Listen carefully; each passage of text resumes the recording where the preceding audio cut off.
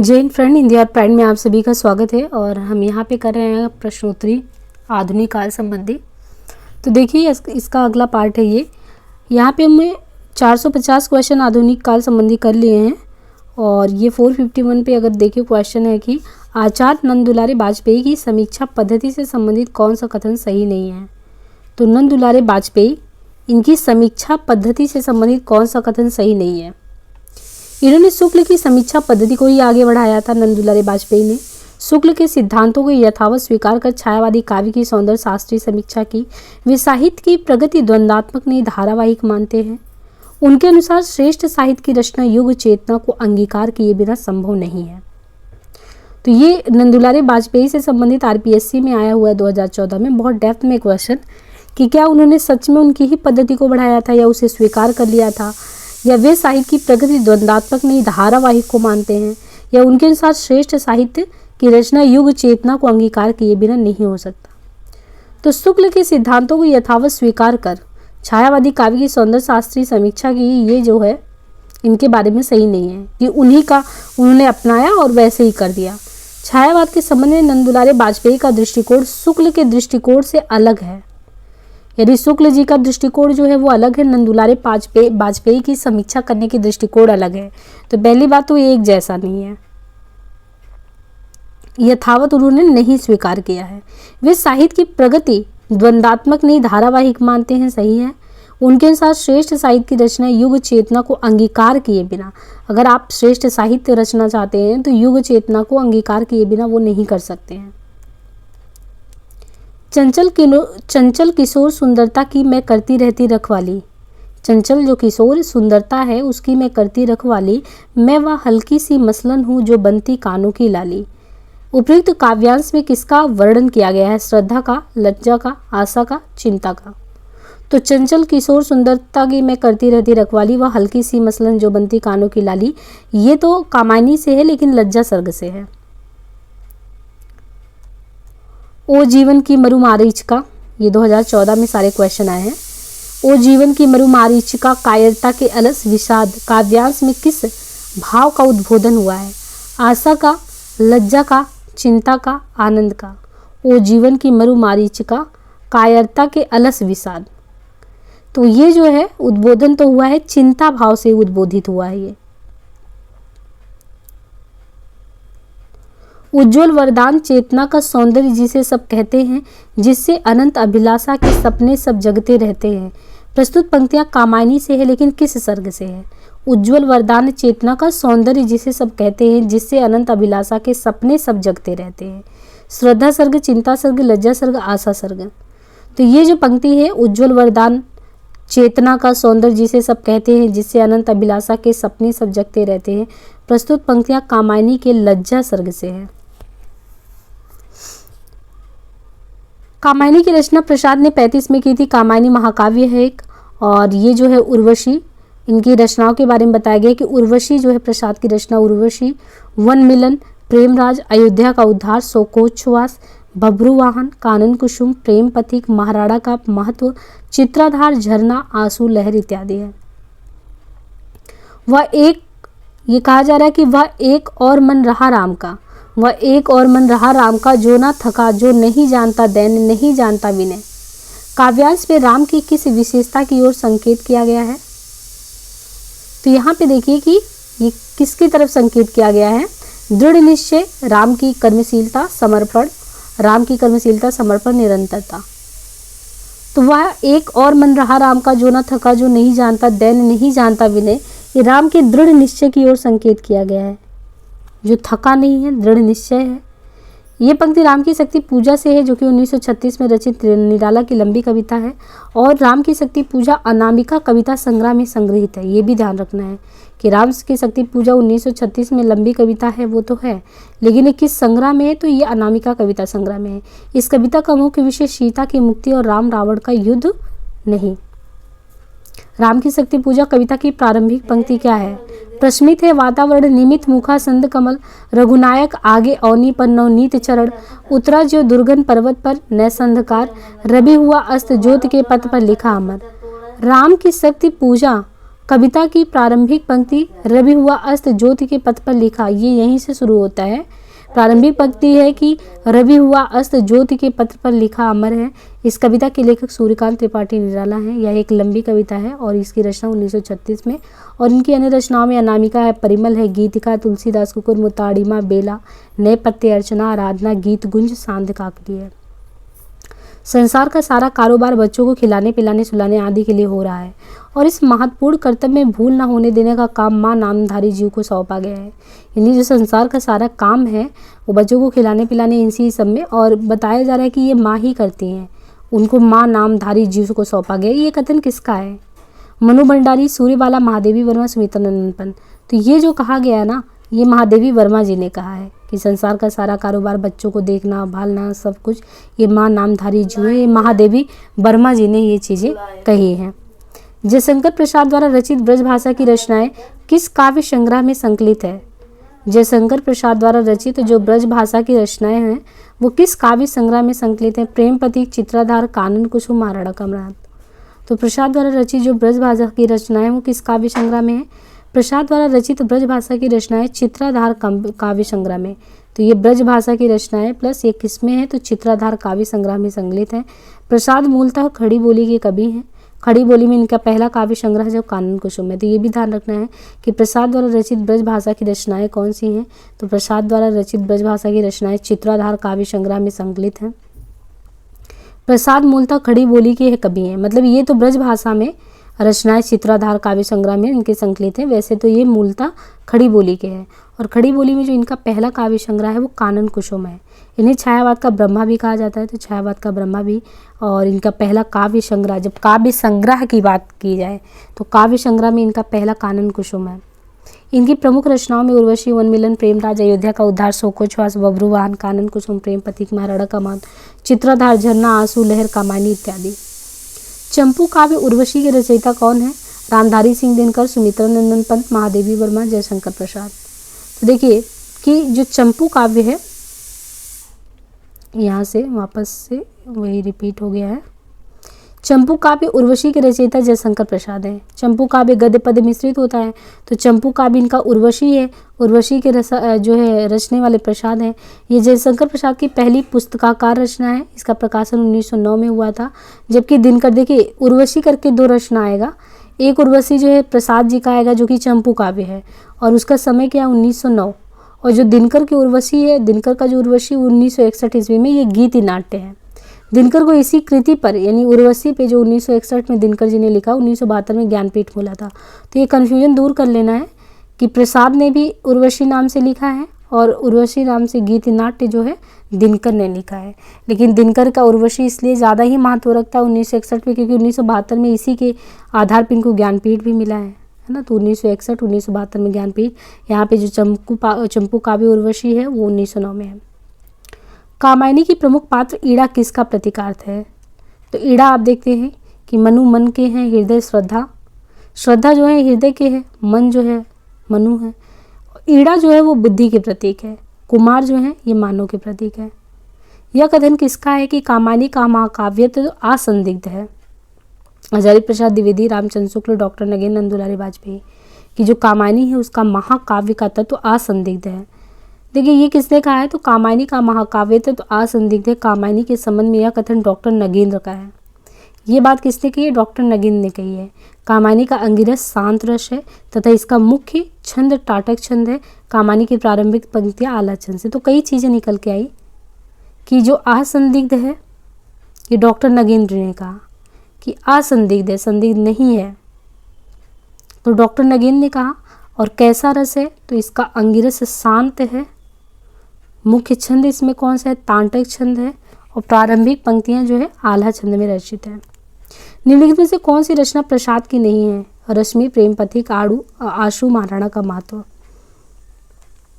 दी गई रचनाओं में रश्मि जयशंकर प्रसाद की रचना नहीं है, रश्मि महादेवी वर्मा की है। प्रसाद एवं महादेवी वर्मा की प्रमुख रचनाओं में देखें तो प्रसाद का है उर्वशी, अभी दिनकर की भी उर्वशी का बताया 1961 में, इनका 1909 में। तो प्रसाद का उर्वशी है वनमिलन, प्रेम राज्य, अयोध्या का उद्धार, शोकोच्छ्वास, बब्रुवाहन, कानन कुसुम, प्रेम पथिक। देखिए प्रेम राज्य भी है, प्रेम का पथिक भी है। कानन कुसुम भी है, वन मिलन भी है, उर्वशी शोकोच्छ्वास बब्रुवाहन महाराणा का मात, चित्राधार झरना आंसू लहर कामायनी। और महादेवी वर्मा का है निहार रश्मि नीरजा सांदगीत यामा दीपशिखा सप्तपर्ण। निम्नलिखित पंक्तियां कामायनी की किस सर्ग की हैं? नारी तुम केवल श्रद्धा हो, विश्वास रजत नक पक्तल में, पीयूष स्रोत सी बहा करो जीवन के सुंदर समतल में, लज्जा चिंता आनंद श्रद्धा। तो ये पंक्तियां जो उद्धृत हैं कि नारी तुम केवल श्रद्धा हो, विश्वास रजत नक पक्तल में, पीयूष स्रोत सी बहा करो जीवन के सुंदर समतल में, उक्त पंक्तियां जयशंकर प्रसाद कृत कामायनी महाकाव्य के, जो कामायनी महाकाव्य है, इसके लज्जा सर्ग से ली गई है। कामायनी में किस दर्शन की अभिव्यक्ति होती है? जैन, अद्वैत, बौद्ध, शैव। जयशंकर प्रसाद कृत कामायनी 15 सर्गीय महाकाव्य कामायनी में शैव दर्शन की अभिव्यक्ति होती है। कौन से दर्शन? शैव दर्शन। आचार्य शांतिप्रिय द्विवेदी ने कामायनी को छायावाद का उपनिषद कहा है। तो किसने कहा है? शांतिप्रिय द्विवेदी ने कामायनी को छायावाद का उपनिषद कहा है।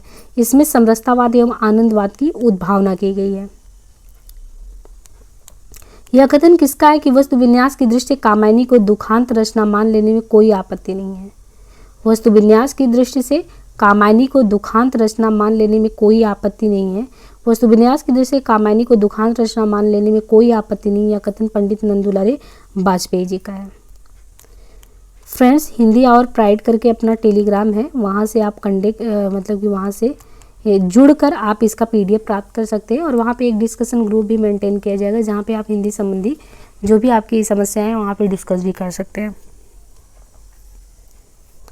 निराला दार्शनिक कवि यह कथन किसका है? तो निराला दार्शनिक कवि है यह कथन किसका है? नंद दुलारे वाजपेयी का, डॉक्टर नगीन का, रामविलास शर्मा का, हजारी प्रसाद द्विवेदी का। निराला दार्शनिक कवि यह कथन डॉक्टर रामविलास शर्मा का है। निराला दार्शनिक कवि यह कथन डॉक्टर रामविलास शर्मा का है। आचार्य रामचंद्र शुक्ल के अनुसार बहुवस्तु स्पर्शनीय प्रतिभा निराला जी में है। निराला को ओज औदात्य एवं विद्रोह का कवि माना जाता है। निराला को छायावाद का सलाहकार पुरुष भी कहा जाता है।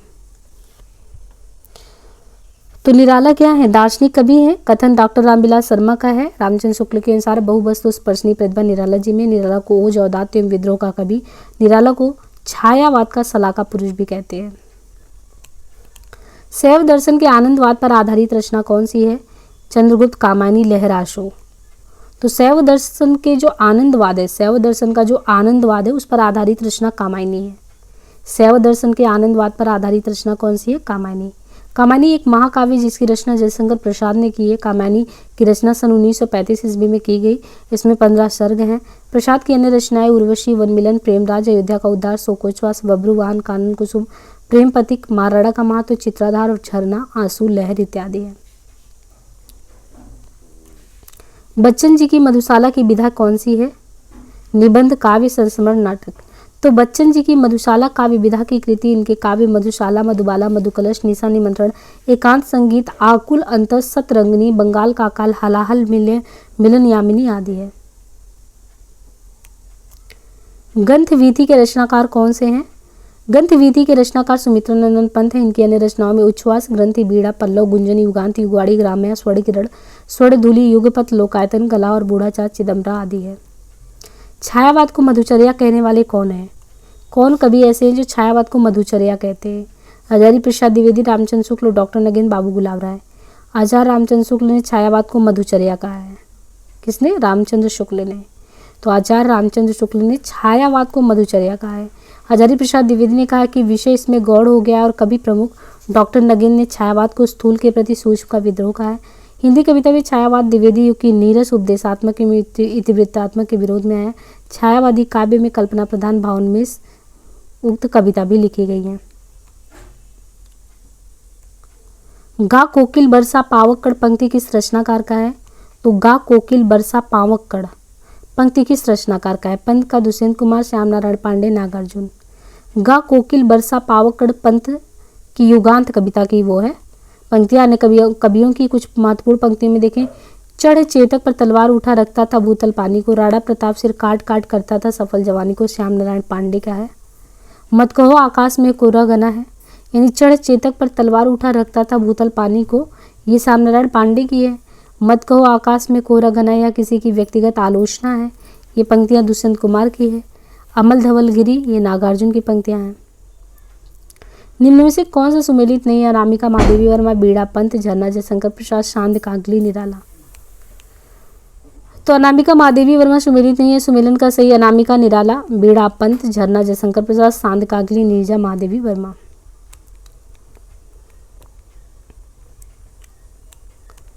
छायावाद को राष्ट्रीय जागरण की काव्यात्मक अभिव्यक्ति किसने कहा है?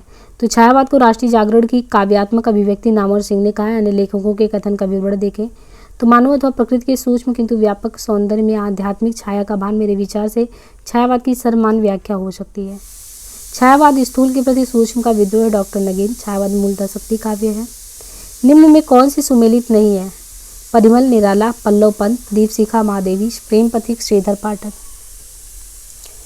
प्रेम पथिक श्रीधर पाठक सुमेलित नहीं है। इसका सही सुमेलन प्रेम पथिक जयशंकर प्रसाद। इनकी यह रचना ब्रजभाषा में 1909 में है, जिसका इन्होंने खड़ी बोली में हिंदी में अनुवाद किया 1914 में। प्रेम पथिक जयशंकर प्रसाद, परिमल, निराला, दीपशिखा महादेवी वर्मा, पल्लव पंत का है। गुणवंत हेमंत श्रीधर पाठक का। प्रथम रश्मि का आना रंगड़ी तूने कैसे पहचाना पंक्ति किसके द्वारा लिखित है? तो प्रथम रश्मि का आना रंगड़ी तूने कैसे पहचाना पंक्ति प्रकृति के राजकुमार पंत द्वारा रचित है। ज्ञात है कि पंत छायावाद के 4 स्तंभों में से एक है। निहार रश्मि नीरजा ये काव्य संग्रह किनके हैं? तो निहार रश्मि नीरजा काव्य संग्रह ये महादेवी वर्मा किनके अन्य काव्य रचनाओं में यामा, दीपशिखा, शांत गीत है। पंत की रचनाओं में पल्लव, ग्रंथि, बीड़ा, उच्छ्वास, गुंजन, युगांत, उत्तरा, चिदंबरा, लोकायतन है। मुक्तवाद की रचनाओं में मुक्तबोध की रचनाओं में चाँद का मुँह टेढ़ा, भूरी भूरी खाक दूल, अंधेरे में ब्रह्म राक्षस। श्रद्धा नामक पात्र किस महाकाव्य का है? तो श्रद्धा नामक पात्र कामायनी। इस महाकाव्य के अन्य पात्र अगर देखें तो मनु, ईड़ा, कुमार, साकेत, मैथिली शरणगुप्त की रचना। ब्रजप्रवास हरियोध में राधा कृष्ण का वर्णन। गोदान प्रेमचंद के नायक होरी की कथा के बारे में है। कामानी के प्रमुख पात्र के बारे में बात करें तो राम, रतन सेन, कृष्ण, मनु। तो कौन है? तो जयशंकर प्रसाद की कामानी है, उसके प्रमुख पात्रों में देखें तो मनु। कामानी के अन्य पात्र हैं श्रद्धा, ईड़ा, कुमार। तो राम, रामचरितमानस, तुलसीदास, कृष्ण, सूरसागर। रतन सेन पद्मावत जयसी से संबंधित है। इनमें सुमित्रा नंदन पंत की रचना नहीं है। ये 4 रचनाओं को नाम दिए गए हैं, इनमें से कौन सी पंत की रचना नहीं है पूछा है। परिमल पंत की रचना नहीं है बल्कि निराला की रचना है। तो जो परिमल है ये पंत की नहीं है बल्कि निराला की है, जबकि ग्रंथि, बीड़ा, पल्लव तीनों पंत की रचना है। हालावाद के प्रतिष्ठित कवि कौन है? अमिताभ बच्चन, हरिवंश राय बच्चन, धूमिल, नरेश मेहता। तो हालावाद के प्रतिष्ठित प्रवर्तक कवि हरिवंश राय बच्चन है। इनकी प्रमुख हालावादी रचनाओं में मधुशाला 35 है, मधुबाला 1936 है, मधुकलश 37 है। और हरिवंश राय बच्चन अमिताभ बच्चन के पिता हैं। कुकुरमुत्ता, नए पत्ते तथा तुलसीदास किनकी कृतियाँ हैं? तो यहाँ पे देखिए कुकुरमुत्ता, नए पत्ते तथा तुलसीदास किनकी कृतियाँ हैं? तो प्रसाद, पंत, महादेवी वर्मा, निराला। कुकुरमुत्ता, नए पत्ते, कुकुरमुत्ता है नए पत्ते तुलसीदास नामक कृति त्रिपाठी जी की है, सूर्यकांत त्रिपाठी निराला जी की है। जयशंकर प्रसाद का उर्वशी, प्रेम पथिक, झरना, आंसू लहर। पंत का है ग्रंथि, पल्लव, बीड़ा, गुंजन, लोकायतन, चिदंबरा, स्वर्ण धूलि, स्वर्ण किरण। और निहार रश्मि नीरजा, शांत गीत, यामा, महादेवी वर्मा की रचना है। प्रवासी के गीत के रचनाकार नरेंद्र शर्मा, भगवती चरण, हरिवंश राय बच्चन, हरिकृष्ण प्रेमी। तो प्रवासी के गीत के रचनाकार कौन है? प्रवासी के गीत जो रचनाकार है नरेंद्र शर्मा है। इनकी अन्य रचनाओं में प्रभात फेरी है। यानी प्रवासी के गीत के अलावा नरेंद्र शर्मा का देखें तो प्रभात फेरी, पलाशयन, मिट्टी और फूल, हंसमाला, रक्तचंदन, मधुशाला, मधुबाला, मधुकलश नामक ग्रंथ हरिवंश राय बच्चन ने लिखा। और हरिकृष्ण प्रेमी ने अग्निगान, वंदना के बोल नामक काव्य लिखे हैं। गिरा हो जाती है सनयन, नयन करते नीरत भाषण जैसे विरोधाभासी चमत्कार का सौंदर्य किसकी कविता में है? निराला, प्रसाद, पंत, महादेवी। तो गिरा हो जाती है सनयन, नयन करते नीरत भाषण जैसे विरोधाभासी चमत्कार का सौंदर्य अगर हम देखें तो कहाँ दिखता है?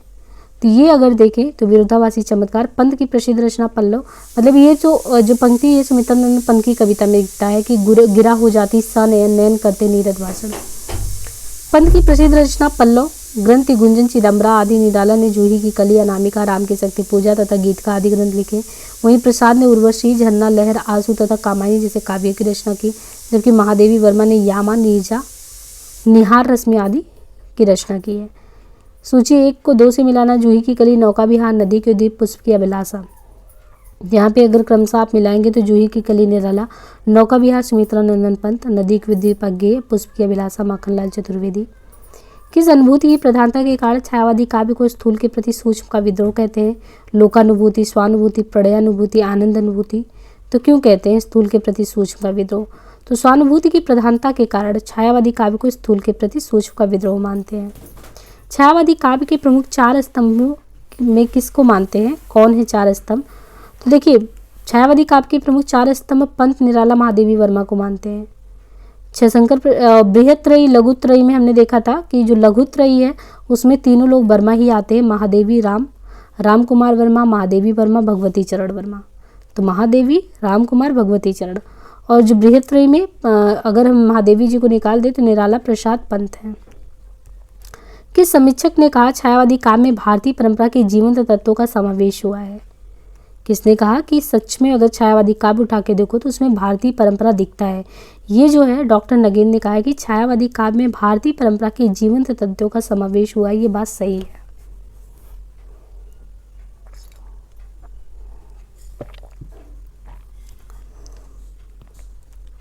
छायावादी चेतना को मूर्तिमान करने वाली कृति कामायनी का प्रकाशन कब हुआ है? तो छायावादी जो चेतना है उसको सच में मूर्तिमान करने वाली कृति कामायनी, उसका प्रकाशन 1935 में हुआ है। कामायनी प्रसाद द्वारा रचित महाकाव्य, इनके द्वारा रचित अन्य काव्य कृतियों में कानन कुसुम, झरना, आंसू, लहर, प्रेम प्रतीक है। किस कवि के समग्र काव्य में छायावाद, रहस्यवाद, प्रगतिवाद, प्रयोगवाद और नई कविता की विशेषताएं एक साथ मिलती है? किस कवि में? तो देखिए, इसमें छायावाद भी, रहस्यवाद भी, प्रगति भी, प्रयोग भी, नई कविता, ये सब कुछ निराला में मिलता है। निराला के समग्र काव्य में छायावाद, रहस्यवाद, प्रगतिवाद, प्रयोगवाद, नई कविता सब कुछ एक साथ मिलता है।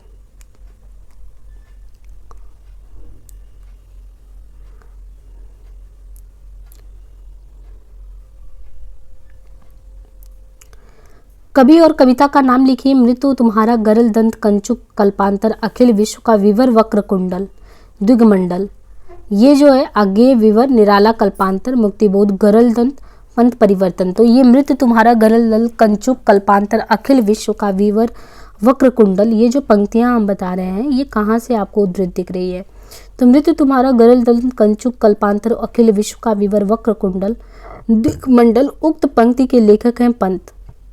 ये पंत द्वारा रचित परिवर्तन नामक कविता से उद्धृत पंक्ति है। पंत की ताज कविता किस भावधारा का प्रतिनिधित्व करती है? तो पंत की जो ताज कविता है वो किस भावधारा का प्रतिनिधित्व करती है? पंत की ताज कविता प्रगतिवादी भावधारा का प्रतिनिधित्व करती है। पंत की ताज कविता प्रगतिवादी भावधारा का प्रतिनिधित्व करती है। पंत की प्रगतिवादी रचनाएं हैं युगांत, युगवाड़ी, ग्राम्या। रिक्त पंक्ति लिखें और कविता का नाम लिखें। साड़ी की सिकुड़न सी जिस पर शशि की रेशम विभा से भर। तो रिक्त पंक्ति को भरना है कि साड़ी की सिकुड़न सी जिस पर शशि की रेशम विभा से भर। कैसे शीतल है दिवा पहर, लिपटी है लता सिहर सिहर, बालू कड़ों से भरा। मतलब ये पंक्तियां आपको कंप्लीट करनी है। ये क्वेश्चन ऐसे है, छत्तीसगढ़ असिस्टेंट प्रोफेसर में आया है। साड़ी की सिकुड़न सी जिस पर शशि की रेशम विभा से भर, सिमटी है वर्तुल मृदुल लहर। उत्पंक्ति पंत द्वारा रचित जो कविता नौका विहार है उससे है। साड़ी की सिकुड़न सी जिस पर शशि की रेशम विभा से भर, सिमटी है वर्तुल मृदुल लहर। श्रद्धा को कामायनी क्यों कहा जाता है? श्रद्धा को कामायनी क्यों कहा जाता है? श्रद्धा में कामवासना की भावना ज़्यादा थी इसलिए उसे कामायनी कहते हैं। श्रद्धा काम गोत्र की बालिका इसलिए कहते हैं। श्रद्धा कमनीय ज़्यादा है इसलिए कहते हैं। श्रद्धा में कामनाओं की अधिकता थी इसलिए उसे कामायनी कहा गया। तो देखिए, श्रद्धा को कामायनी क्यों कहते हैं? क्योंकि श्रद्धा काम गोत्र की बालिका, इसलिए श्रद्धा नाम के साथ उसे कामायनी भी कहा जाता है। काम गोत्र की बालिका होने की वजह से श्रद्धा को जो है उसके नाम के साथ कामायनी भी लगा के देखा जाता है। कामायनी जो है प्रसाद जी की रचित महाकाव्य कुल 15 सर्गों में विभक्त है। भारतीय इतिहास में अगर देखें कि जल प्लावन की घटना में कहाँ दिखती है, तो भारतीय इतिहास में जल प्लावन की घटना का उल्लेख किस ग्रंथ में मिलता है? शतपथ ब्राह्मण के 8वें अध्याय में, ऋग्वेद के 8वें में, छांदोग्य के शतपथ ब्राह्मण के 18वें में। तो भारतीय इतिहास में जो जल प्लावन की घटना का उल्लेख है शतपथ ब्राह्मण के 8वें, शतपथ ब्राह्मण है उसके 8वें अध्याय में मिलता है जल प्लावन की घटना। निराला की निम्नलिखित रचनाओं में से किस रचना को हिंदी का शोक गीत कहते हैं? जूही की कली, सरोज स्मृति, तोड़ती पत्थर, तुलसीदास। निराला की निम्नलिखित रचनाओं में से किस रचना को हिंदी का शोक गीत कहते हैं? तो निराला की निम्नलिखित रचनाओं में से सरोज स्मृति को हिंदी का शोक गीत कहते हैं। सरोज स्मृति। इनकी यह रचना अनामिका काव्य संग्रह में, इनकी एक रचना तोड़ती पत्थर भी इसी में संग्रहित है। जूही की कली निराला की पहली कविता है। इन्हें मुक्त छंद का प्रवर्तक भी कहते हैं। तुलसीदास इनका 101 छंद रचित एक खंड काव्य है। प्रकाशन काल के अनुसार अगर देखें तो इन जो कृतियां हैं इनको आपको मैच कराना है। तो यहाँ पे देखिए ग्रंथि हैं, आंसू हैं, यामा है, बेला। ग्रंथि, आंसू, यामा, बेला। तो 1920, 1925, 1940, 46। तो ग्रंथि जो है सुमित्रा नंदन पंत का 1920 में है। आंसू जो है 1925 प्रसाद। यामा 1940 महादेवी वर्मा। बेला जो है बेला 1946 ईस्वी निराला। तो ग्रंथि हो गया सुमित्रा नंदन पंत की हो गई जयशंकर प्रसाद। यामा जो है महादेवी वर्मा का हो गया। बेला 1946 ईस्वी निराला। आगे का क्वेश्चन देखिए, सुनकर क्या तुम भला करोगे मेरी भोली आत्मकथा, अभी समय भी नहीं थकी सोई है मेरी मीन व्यथा। तो ये काव्य पंक्तियां निम्नलिखित में से किसके द्वारा रचित है? जयशंकर प्रसाद, नरेंद्र शर्मा, महादेवी वर्मा, सूर्यकांत त्रिपाठी निराला के द्वारा। तो ये पंक्तियां हैं कि सुनकर क्या तुम भला करोगे मेरी भोली आत्मकथा, अभी समय भी नहीं थकी सोई है मेरी मीन व्यथा। ये प्रसाद जी की पंक्ति है। बीन भी हूँ मैं तुम्हारी रागनी भी हूँ, यह खंड ये महादेवी वर्मा की पंक्तियां हैं। दुखी जीवन की कथा रही, ये सूर्यकांत त्रिपाठी निराला जी की पंक्तियां हैं। निम्नलिखित पुस्तकों में से किसकी भूमिका को छायावाद का घोषणा पत्र कहते हैं? अनामिका, परिमल, पल्लव, कामायनी। तो ये देखिए कि प्रकृति के सुकुमार पंत पल्लव की भूमिका को छायावाद की घोषणा कहते हैं। अनामिका एवं परिमल महाप्राण निराला के काव्य संग्रह हैं और कामायनी छायावाद का उपनिषद कहा जाने वाला महाकाव्य है। श्रद्धा और ईड़ा से संबंधित मुक्ति बोध के सही कथन कौन से हैं? ईड़ा का व्यक्तित्व सामाजिक सार्वजनिक महत्व से विन्यस्त है। श्रद्धा के पास कोई अपना सार्वजनिक जीवन नहीं है। ईड़ा बुद्धिवाद का प्रतीक है। श्रद्धा में आत्मबद्ध भावुकता का अभाव है। तो श्रद्धा और ईड़ा से संबंधित जो मुक्तिबोध का कथन इस प्रकार है कि ईड़ा का व्यक्तित्व सामाजिक सार्वजनिक महत्व से विन्यस्त है। श्रद्धा के पास कोई अपना सार्वजनिक जीवन नहीं है। श्रद्धा और ईड़ा कामायनी के सर्ग है। कामायनी में कुल 15 सर्ग हैं। कामायनी 1935 के लेखक प्रसाद की रचना है। तो आज के लिए इतना ही, बाकी नेक्स्ट पार्ट में। धन्यवाद।